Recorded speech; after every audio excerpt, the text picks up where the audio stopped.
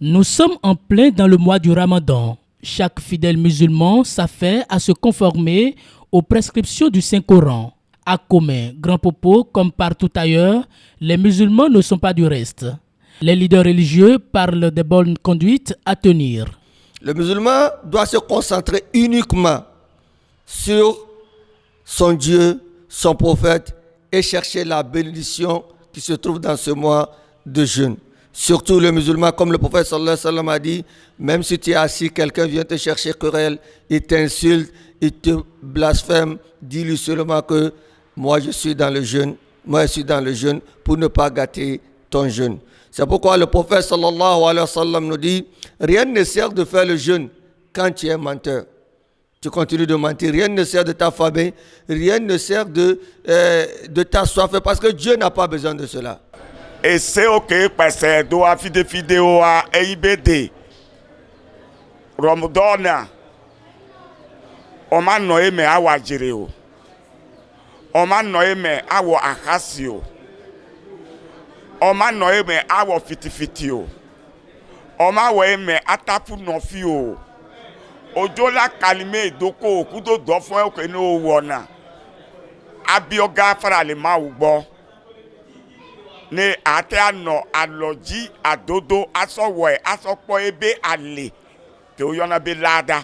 Sachez que tous ces grands personnages que nous attendons leur nom, ces prophètes, ces hommes de Dieu, que nous étudions leur histoire aujourd'hui dans les livres, tous ces prophètes, tous ces hommes de Dieu qui ont atteint aujourd'hui un décret spirituel où tout le monde veut être comme eux, c'est pourquoi c'est un grand travail bénéfique, un grand travail de bonheur, un grand travail de grâce qu'Allah subhanahu wa ta'ala nous a donné, non pas seulement sa famille, non pas seulement s'assoiffer, mais suivre la logique dans le jeûne. Les fidèles en sont également conscients. Le mois sacré du Ramadan est un moment de privation, mais aussi et surtout de temps de prière et de communion entre frères et sœurs partageant la même foi. La religion islam, c'est une religion de paix et de joie. Donc, c'est pourquoi en islam, il ne faut pas t'éloigner des gens comme il faut dire, oh, lui-là, il n'est pas musulman ou bien quoi, non. Il faut donner chacun son droit. Donc, c'est une religion encore de droit. La vraie droit, c'est l'islam. Il y en a beaucoup de gens, ils vont regarder les films, les sons, tout ça là, c'est interdit dans les carèmes. Donc, dans les carèmes là, c'est qu'on veut pour toi, il faut lire Al-Coran ou bien tu prends le chapelet, tu fais zikr. C'est ça, on veut dans les carèmes. Non, blano, on couvre au blano. On tire au champ blano, ma c'est nous débé on. Et nous au champ blano, ma tonya kemudio. Et à fort au champ blano, do à fort à ma ya fi que islam mu hogbe now. Ne ke mi wana mi abe ko fan odo ewa. Ye mi mu dana lon sugbo. Mi non na o ko fan garder pepe game. Le Ramadan, c'est un moment de réflexion. Aller en arrière, se dire que non, aujourd'hui, certaines actes dans ma vie prennent fin. Les mauvaises choses qu'on avait l'habitude de faire, ça prend fin. Et c'est pas que après le Ramadan, tu vas recommencer, non. Parce que tu as demandé à demander le pardon pour que Allah puisse te pardonner. Si après tu y vas encore, c'est que tu n'étais pas sincère. Ce mois sacré s'achèvera autour du 29 au 30 mars selon la lecture lunaire. La fête de l'Aïd el-Fitr viendra alors clore ce moment intense avec des prières et des célébrations dans toutes les communautés musulmanes.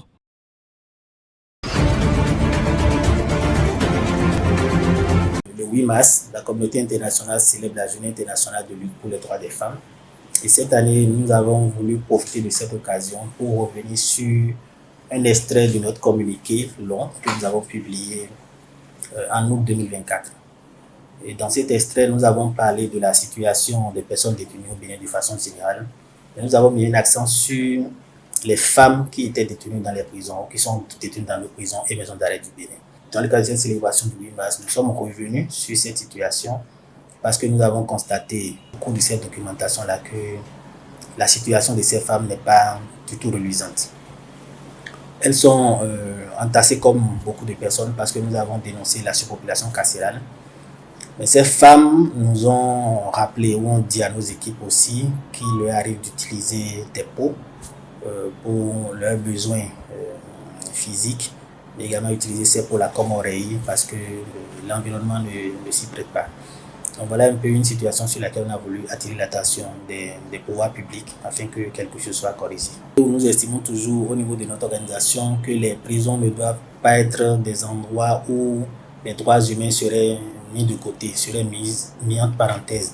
C'est pour cela que, après ce communiqué, nous avons lancé une campagne pour l'humanisation des lieux de détention au Bénin. Et dans le cadre de cette campagne, nous revenons sur de meilleures conditions pour ces personnes qui se sont retrouvées en main de la population, en main de la société, au regard de certaines infractions, que nous puissions avoir, les autorités puissent avoir un regard envers ces personnes-là, que nous puissions avoir de l'eau potable, de l'aération suffisante pour ces personnes, de la nourriture également, et que pour spécifiquement les cas de ces femmes, qu'on puisse voir dans quelle mesure leur aménager un cadre beaucoup plus adéquat pour gérer leurs besoins, que ce soit les questions de cycle menstruel, que ce soit les questions d'hygiène liées aux besoins physiologiques que je viens d'énumérer. Il n'est pas dit que c'est un cadre Eldorado, mais étant donné que ce sont des humains que nous avons encore dans ces lieux, que nous estimons que le fait de les priver de liberté devrait quand même les amener à se corriger afin d'être réintégrés dans la société. Ces endroits ne doivent pas être des mouroirs, ne doivent pas être des endroits où leurs droits, leur dignité ne soient respectés. Donc même si ce n'est pas de l'Eldorado, il faudrait quand même le minimum pour que la dignité humaine soit respectée.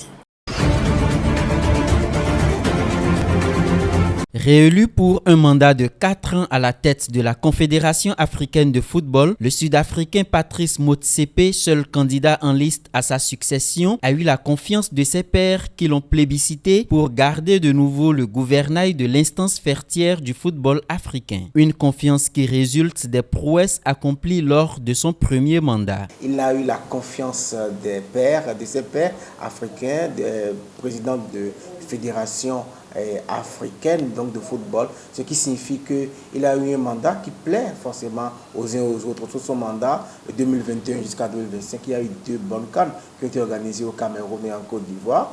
Et je crois que tout ce qu'on reprochait un peu à l'ancien président de la CAF, le malgache Ahmad Ahmad, il a compris qu'il faut assainir les finances de la CAF. Il a redoré un tout petit peu le blason de la CAF et sans scandale. Je suis sûr qu'il n'y aura pas de choses tendues dans cette CAF nouvelle génération avec Patrice Motsepe. Ce qui est intéressant, c'est que avec lui, on a remarqué que le football africain est beaucoup plus positionné. En tout cas, quand on parle des droits TV, la CAN fait partie des événements les plus suivis désormais sur la planète du football. D'abord, à son élection, on s'est dit c'est un nouveau dans l'arène, donc ce n'est pas évident qu'il puisse combler des attentes.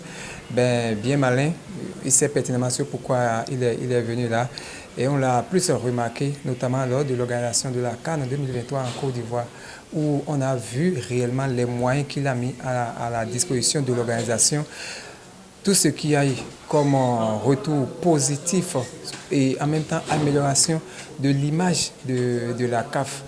Vous savez aussi que c'est à son arrivée que la CAN, la cagnotte réservée à toutes les équipes participantes, notamment aux équipes qui ont la chance de soulever le trophée, la cagnotte a été revue à la hausse. On a vu avec le Camerounais qui a pratiquement fait un bon moment à la tête de cette instance faîtière du football continental, pour ne pas le nommer Issa Hayatou. Il a donc passé la main à Patrice Motsepe. On s'est dit que c'est une nouvelle ère qui s'ouvrait sur le football continental. Évidemment, c'était une nouvelle ère, seulement que les équipes africaines piétinent, pour ne pas dire patinent toujours. Alors qu'on voit une équipe marocaine aujourd'hui qui est en train véritablement de connaître, je dirais, une métamorphose de façon positive au point d'aller incrustrer les demi-finalistes d'un mondial de football. On peut donc dire aisément, puisque le Bénin, l'Afrique, j'allais dire, n'a jamais eu une carte, pour ne pas dire une passe, pour une demi-finale de Coupe du Monde, c'est d'abord à l'actif de Patrice Motsepe qui a impulsé une certaine dynamique à toutes les nations africaines et les accompagne davantage à travers une politique structurelle en vue de bâtir un football d'avenir. Pour ces journalistes, beaucoup reste à faire pour l'essor du football africain et le patron de la CAF a encore 4 ans devant lui pour redresser la pente. Moi, je pense comme défi qu'en Europe, il y a ce qu'on appelle la Ligue des Champions qui est suivi par tout le monde. C'est comment faire de la Ligue africaine des champions une référence africaine pour que ça puisse vraiment intéresser les Africains, pour que ça bouge à l'intérieur du continent africain. S'il peut arriver à faire ce défi-là, à permettre aux Africains de faire de la Ligue africaine des champions leur chose, un peu comme on voit avec l'UEFA Champions League, je pense qu'il aurait placé son second mandat sous de très bons auspices. Et je pense également qu'il doit continuer dans cette idée ou dans cette offensive diplomatique qui est de permettre d'avoir des infrastructures de bonne qualité dans les pays africains. Ce qu'il faille faire maintenant, c'est d'assainir davantage le milieu afin que nous puissions finir avec ces rififi, pour ne pas dire ces guéguerres que l'on retrouve dans les différentes nations où les championnats sont sous-cotés. On n'a pas véritablement de mécènes, d'autant plus que si vous végétez dans l'amateurisme, vous n'aurez pas de sponsor. Aucune firme ne va vouloir mettre son argent dans du n'importe quoi. Il faut finir donc avec ce bordel, je pèse mes moments, il faut finir avec ce bordel. Et si véritablement nous voulons titiller les grandes nations, pourquoi pas soulever un jour la Coupe du Monde, il faille que nous allons à l'école du professionnalisme. Pour ce nouveau mandat de 4 ans, le nouveau bureau exécutif de la CAF sera constitué de Patrice Motsepe de l'Afrique du Sud, Wallace Karia de la Tanzanie, Sadi Walid de l'Algérie, Samuel Eto'o du Cameroun, Mustapha Radi du Libéria, Kurt Okraku du Ghana et Bestine Kazadi d'Itabala de la RDC. L'essence, ce précieux liquide, manque cruellement dans les stations-service de Niamey depuis quelques jours. Pour l'obtenir, il faut se lever de bonne heure. Cette rareté est selon la société nigérienne en charge du ravitaillement due à la levée de la subvention sur le carburant au Nigeria qui alimentait l'importation clandestine. J'ai quitté vers Banfondou jusqu'à venir ici à Boukocho, me dit maintenant tout de suite qu'il n'y a pas de l'essence. Maintenant il faut que quelqu'un m'appelle sur le téléphone pour me dire de venir vers Wadata. Pour 2 litres ou 23 litres, il faut gaspiller 1,5 litre. Hein? C'est un calvaire. La consommation quotidienne seulement à Niamey varie entre 25 et 26 citernes et près de 50 à l'échelle nationale. Selon les autorités, la société de raffinage de Zinder ne parvient pas à livrer plus de 25 citernes par jour. Ces arguments ne rassurent pas certains Nigériens. On n'a pas une grande information là-dessus parce que les autorités qui ont l'obligation de nous donner des amples explications ne le font pas. Nous sommes désemparés, on n'a pas la vraie information. Face à l'ampleur de la situation, Niamey a commencé à importer du carburant depuis 1 an. La Sonidep dit disposer de stocks suffisants à Lomé. Des camions sont en route pour assurer l'approvisionnement. Selon Agali Ibrahim, membre du syndicat des conducteurs de taxi et transports urbains, il faut augmenter la production journalière.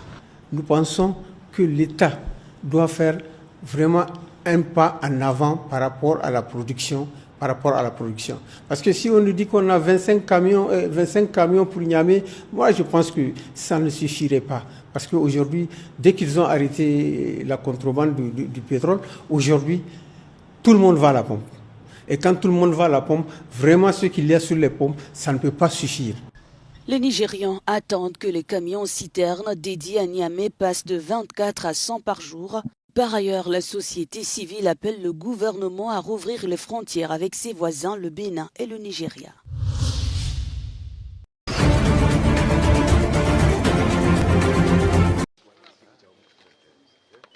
Les soldats de la communauté de développement de l'Afrique australe vont quitter la République démocratique du Congo.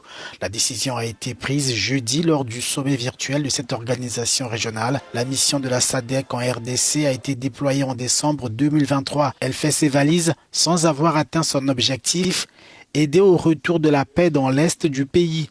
Bien plus, les rebelles du M23 appuyés par le Rwanda ont gagné du terrain, prenant le contrôle des localités de Goma dans le nord Kivu et Bukavu dans le sud Kivu, entre autres, depuis janvier. alors que sur le plan humain, elle a perdu une dizaine de ses éléments, 3 soldats du Malawi et 14 Sud-Africains. Ce retrait intervient dans un contexte dominé par la tenue d'un dialogue direct entre Kinshasa et le M23 le 18 mars prochain, selon l'annonce faite par la présidence angolaise.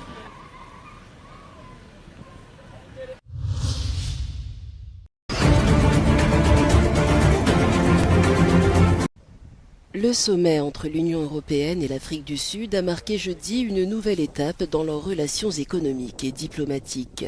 Bruxelles annonce un investissement de 4,7 milliards d'euros pour soutenir la transition énergétique et la production de vaccins en Afrique du Sud. L'objectif est d'aider Pretoria à réduire sa dépendance au charbon alors que Washington vient de retirer son financement. Nos deux unions sont nées dans les profondeurs du conflit et de la souffrance. Toutes deux ont eu des dirigeants visionnaires qui ont compris que la voie de la paix et de la coexistence ne passait pas par la récrimination, mais par la réconciliation.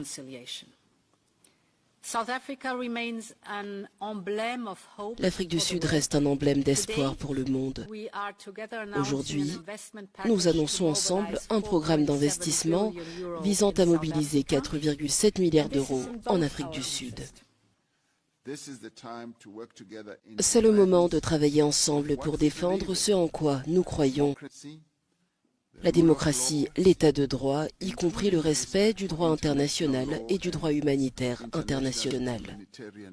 Un message fort alors que Donald Trump annonce des sanctions contre Pretoria et impose une taxe de 200% sur certains produits européens.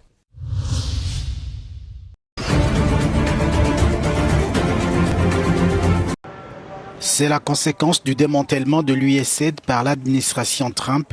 Les organisations humanitaires en charge de la distribution de l'aide dans le Tigré ont mis la clé sous le paillasson. Alors qu'en Afrique subsaharienne, l'Éthiopie est le principal bénéficiaire de l'assistance américaine.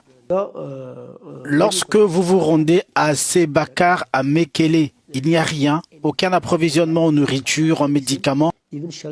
Même les abris ont été emportés par le vent. Voilà pour les conséquences.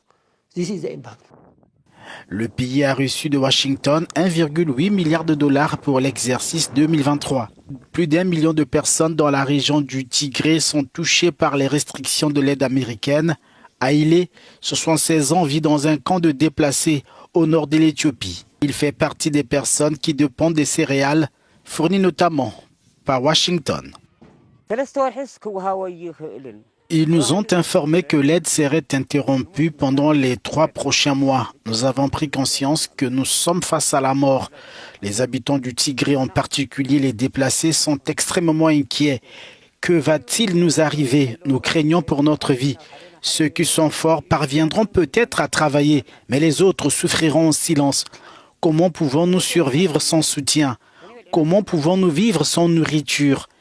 Il est difficile de se passer de nourriture ne serait-ce qu'un jour, et encore plus pendant 90 jours. Le Tigré dépendait fortement des fonds américains alors que 2 ans après la guerre, cette région éthiopienne peine encore à retrouver son dynamisme.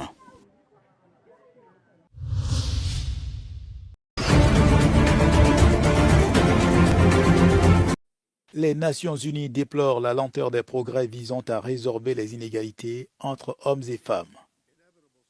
Ces assises se tiennent à New York, en marge du Forum 2025 sur la coopération en matière de développement. Trop de pays sont accablés par une dette insoutenable, une marge de manœuvre budgétaire réduite et un système de développement fragmenté qui ne s'aligne pas sur les besoins et les priorités urgents. Dans ce système dysfonctionnel, ce sont les femmes et les filles qui portent le lourd fardeau, subissant des impacts disproportionnés qui menacent d'effacer des décennies de durs progrès en matière d'égalité entre les hommes et les femmes.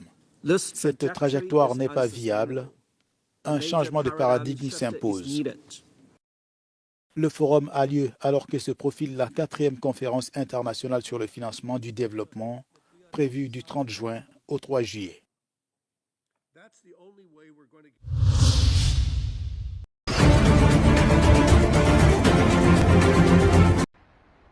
La guerre en Ukraine se poursuit. Alors que Kiev exige un retrait russe avant toute négociation, Moscou évoque désormais un possible cessez-le-feu. Vladimir Poutine a posé ses conditions ce jeudi. Il n'y aura pas de trêve sans garantie pour la sécurité russe. Nous sommes d'accord avec les propositions de cessation des hostilités, mais nous partons du principe que ce cessez-le-feu doit être tel qu'il conduise à une paix à long terme et qu'il élimine les racines originelles de cette crise. Sur le terrain, Moscou continue son avancée et veut éviter que Kiev ne profite d'une trêve pour se réarmer. Pendant ce temps, les négociateurs américains menés par l'envoyé spécial Steve Witkoff sont en Russie pour tenter d'imposer un cessez-le-feu de 30 jours. Washington veut un arrêt immédiat des combats. Kiev soutient l'initiative mais demande des garanties sur sa souveraineté.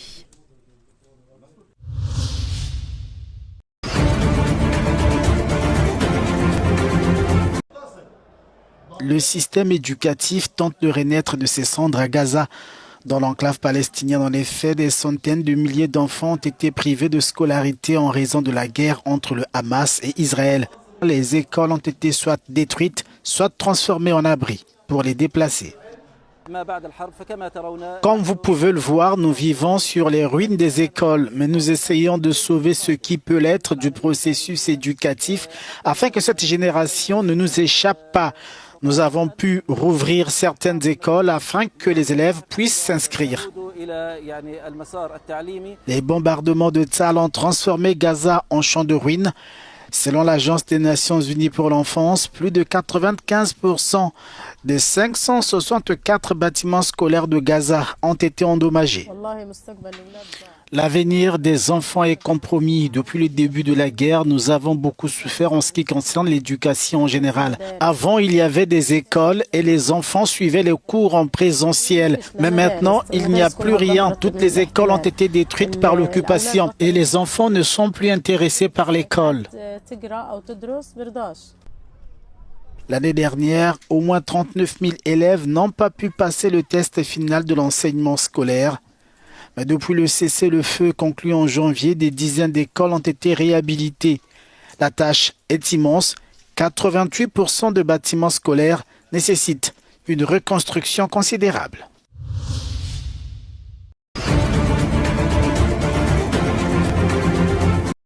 Les États-Unis et Israël cherchent coûte que coûte à reloger les Palestiniens de Gaza et cette fois en Afrique de l'Est.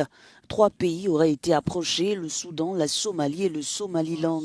Selon des sources américaines, ces discussions s'inscrivent dans le plan d'après-guerre prévu par le président Donald Trump.